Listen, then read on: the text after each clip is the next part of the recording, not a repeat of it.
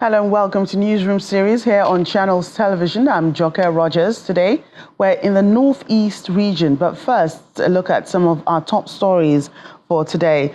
Local government elections are taking place in Kano State, northwest Nigeria, despite the absence of police officers following a court ruling that restricted them from participating in the polls. Vigilante groups, the Hisbah and Kano traffic officials have taken over the responsibility of providing security at the polling units. However, there appears to be a low turnout of voters compared to previous elections in the state. Today's elections are taking place after a Kano High Court order directed the state's Independent Electoral Commission, KANSIEC, to proceed as scheduled. Justice Sanusi Maji of the Kano State High Court issued the order following a case filed by the State Electoral Commission against the All Progressives Congress and 13 others.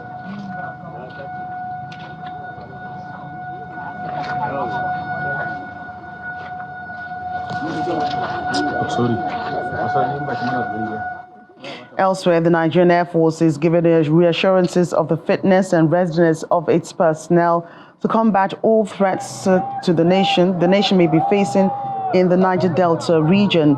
The commander of the Special Operations Group 115, Paul Tackett, made this known after its quarterly routine march across the city. Also taking part in the march were personnel of the Army, Navy, Police, Civil Defense, and NYSC Corps members. Speaking to journalists afterwards, Air Commodore Ali Idris said the essence of the route march is to keep the minds and bodies of officers and men sharp so they can carry out the orders effectively. This exercise is aimed at keeping the personnel, officers, airmen, airwomen, physically fit to carry out the responsibility that is assigned to them.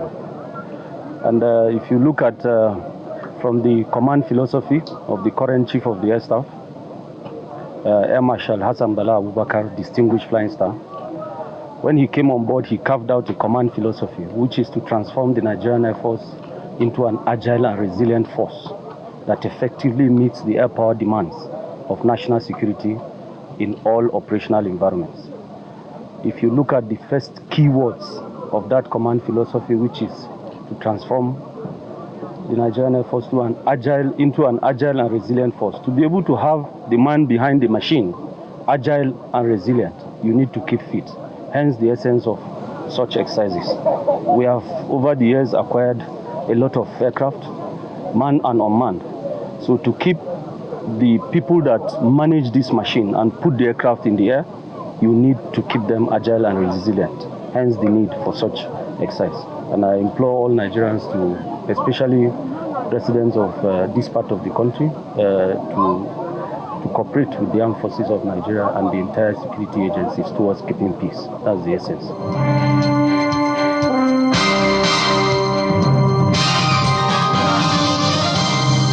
Now we take off from the Northeast, and the management of the Federal University Teaching Hospital Wukari in Taraba State is appealing to the federal government to fund its operations to become a standard tertiary health facility to meet the medical needs of citizens.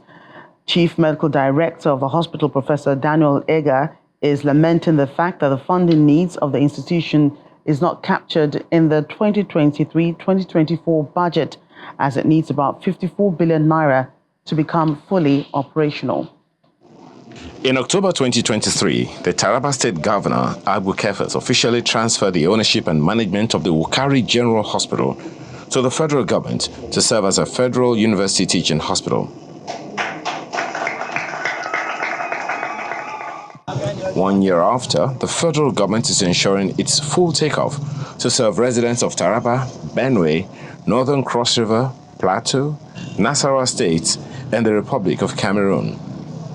But the hospital is yet to meet some operational standards as a tertiary health institution, because its takeoff grant was not captured in the 2023 and 2024 budgets.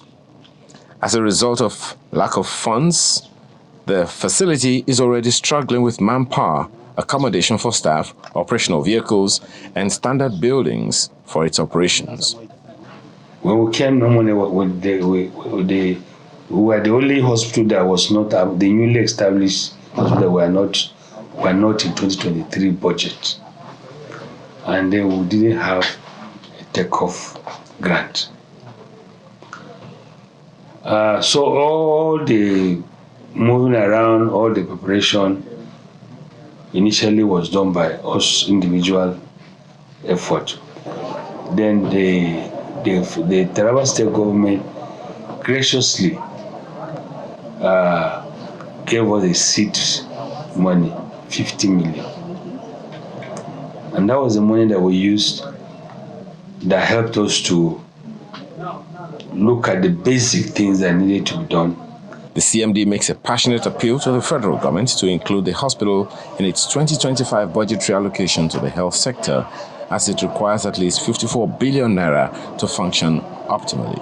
We need about 54 billion to really accomplish that, because we need to upgrade the hospital based on the training standards that will be defined by all the professional bodies such as Nigerian Medical Technical Council. And for us to meet this training standard, we need to provide standard buildings, standard equipment, standard furnishing, and above all, we need to provide required manpower that will be needed to train this. The management is already anticipating a delay and is working on possible public-private partnerships to shore up its funding needs to meet its 3 core mandates of training, provision of quality healthcare, and research. I have been closely relating with the paramount leader, looking at the style of leadership and the structures of things that he has put on ground. I think it will also encourage the peace, and then the governor too, more importantly, is working very hard to ensure that everybody within the surrounding live in peace. Patients are already caught up in the struggle. A family with newborn triplets is seeking assistance to take care of their babies. The first thing is God. God has been there for me. Even when they told me I'm going to go through CS, there was a fear, but they keep comforting me until this time around. Actually, with these very critical times, I'm also pleading with the state governments and also federal government, plus the non-governmental organization, if they can assist, we'll be very happy, because we don't want to play with this free gift of God. We want to make sure that we bring them up to the glory of God, so that tomorrow they'll become better Nigerians. While it waits for funding to come through for its expanded services, the institution says it will continue to work round the clock to ensure the SDG goal of providing sustainable health for all is realized. More health concerns, this time in Yobe State, which has intensified sensitization across its communities to fight the further spread of poliomyelitis after 4 new cases were recorded. The Commissioner of Health, represented by Dr. Umar Chiruma, the Director of Immunization, disclosed this at the commemoration of the 2024 World Polio Day in Damaturu, the state capital. Officials of Yobe State's government, World Health Organization, United Nations Children Fund, polio survivors, among other partners, take to the streets of Damaturu, the state's capital, to commemorate the World Polio Day. Recent data from the Yobe State's government says there are 4 cases of polio in the state, a cause for great concern as it represents setbacks after years of being polio-free. We need to do more in reaching the people, to create awareness for them to know. 3 or 4 LGS of Machina, Yusufari, I think Bujiba, Bursari, and Gulani have reported cases of circulating variant polio. And I think this is a wake-up call for all of us. You see, all the partners are here, including our polio survival, to help to create awareness to the people. They have seen the impact, their family have seen the impact, we have seen the impact of polio on them. And I think we don't want any other child in Nigeria to have this kind of problem. We are partnering very closely and strongly with the state government and other partners for strengthening primary health care as well as routine immunization, and also a very strong investment in polio eradication initiative. So we are calling on the government and other partners, and especially the communities too, to join us into the fight of eradicating polio in the country as a whole. Because it's not a one-man show. Everybody, all hands must be on deck. The development partners who pledged their support for the Yobe state government also seek for an increase in routine immunization, especially in remote communities. Today marks an important day for everybody to come out, and our common goal is to end polio. So today we also commend the commitment of the state government to ensure that polio is eradicated entirely from Nigeria. And this cannot be achieved without proper sensitization, community engagement, and also expanding the vaccination coverage. As per partners, all the international, the UN organizations, and then the local NGOs, we are all partnering with the government, and then with also community leaders, and then up to the community level, in order to do awareness campaigns, and then to do vaccination campaigns across all the crannies and nooks in the state. And then we are also advocating for improved routine immunization, because it is when we strengthen routine immunization, and then we also do our surveillance of vaccine preventable diseases, and then when we also do massive campaigns. And then if every one of us and the children are all vaccinated, we'll be able to prevent polio infection. It's hoped that the recent robust sensitization embarked upon will forestall further outbreak of polio in the state. The security matters now in the Northeast region. The United Nations Development Programme has reconstructed and handed over police divisional headquarters as well as skills acquisition center in Gujba local government area of Yobe State to the government. Both buildings were destroyed during the insurgency period. Governor Maimala Buni, who was represented at the event by his security advisor, thanks the UNDP for the gesture, which he believes will help the long-term rebuilding process. Officials of the United Nations Development Programme, the Commissioner of Police, Sector 2 Commander Operation Hadinkai, as well as the key Yobe State officials arrive in Buniyadi, the headquarters of Gujba local government area, for the formal handover of facilities reconstructed by the United Nations Development Programme as part of the post-insurgency efforts in the Northeast. The police divisional headquarters and mini barracks in Buniyadi was renovated and equipped to strengthen the civil authority following the return of residents who fled in the height of the insurgency. Specifically, we are the Gujba Police Division here today for a handover ceremony of the reconstructed Gujba Police Division and Barracks, which was reconstructed by UNDP through the Stabilization Fund. It's part of the many activities lined up for the regional stabilization for Yobe State. This is the first one, and there are others that we will also see. And it is my hope that this division and barracks will be protected. It has been attacked twice and destroyed twice. But we hope that the police and the military with other security stakeholders will join hands together and ensure that this facility survives. The Commissioner of Police, Ahmed Garba, receives the keys to the facilities and inspects the offices and quarters. This is a modern edifice that can stand the test of time anywhere. Thank you. I can confidently say this is one of the best police structure in the country. However, as you have rightly said, without security, there will be no meaningful development.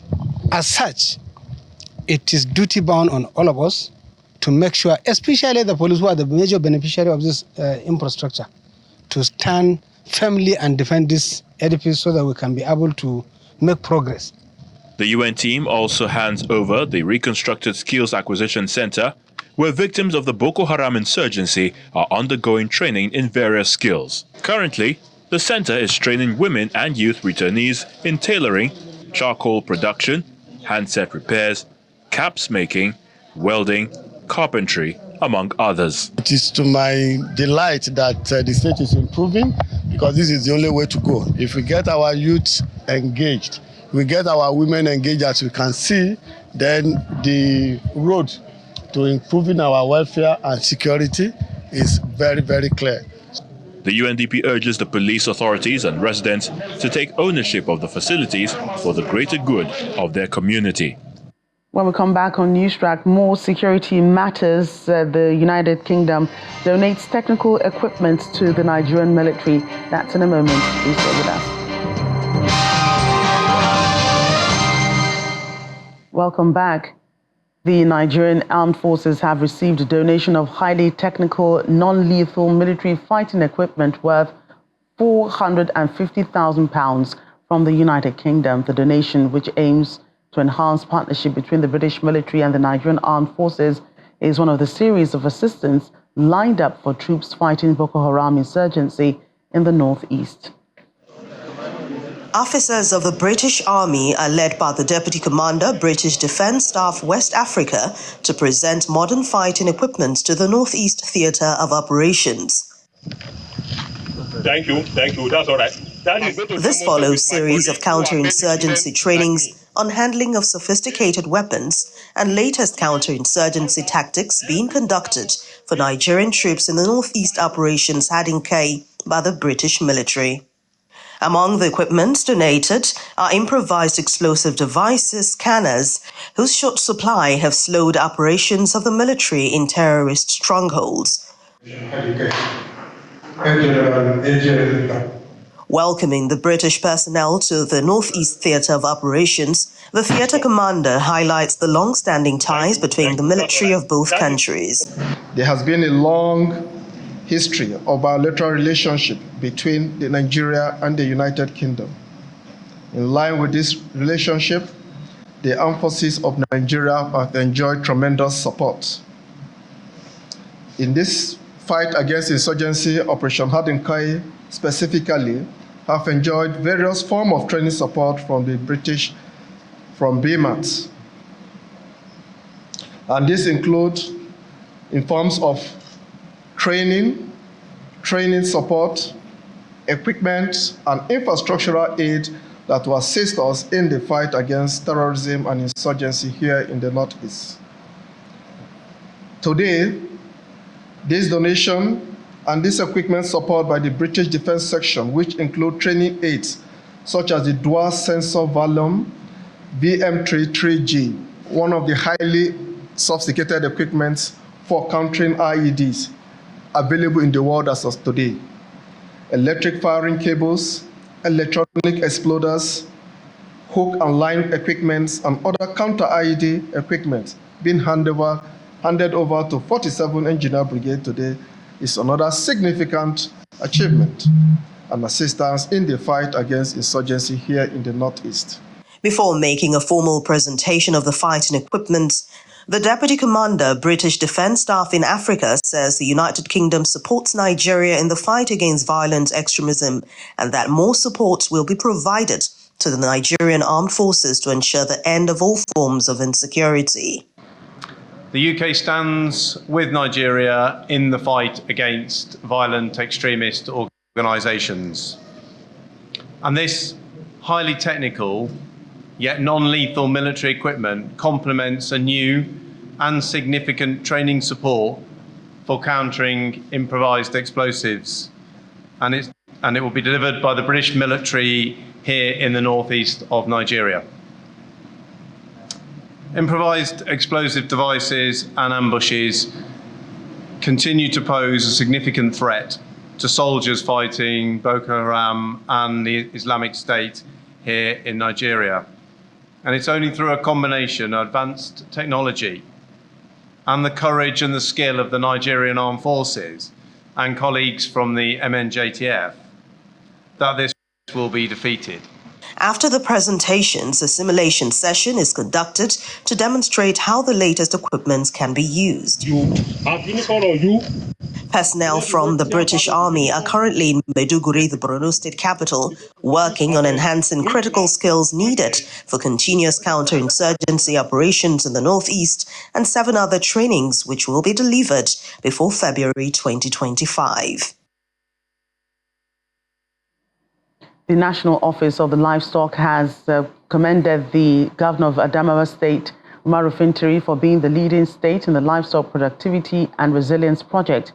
This commendation was made by the National Project Coordinator of LPRES, Sanusi Abubakar, during the opening ceremony of the state coordinators and directors of LPRES in the Bay States of Borno, Adamawa, and Yobe, holding at Yola, the Adamawa state capital. Is that correct? This is a capacity building program for extension officers and critical stakeholders in the livestock production unit, drawn from the 21 local government areas of Adamawa State.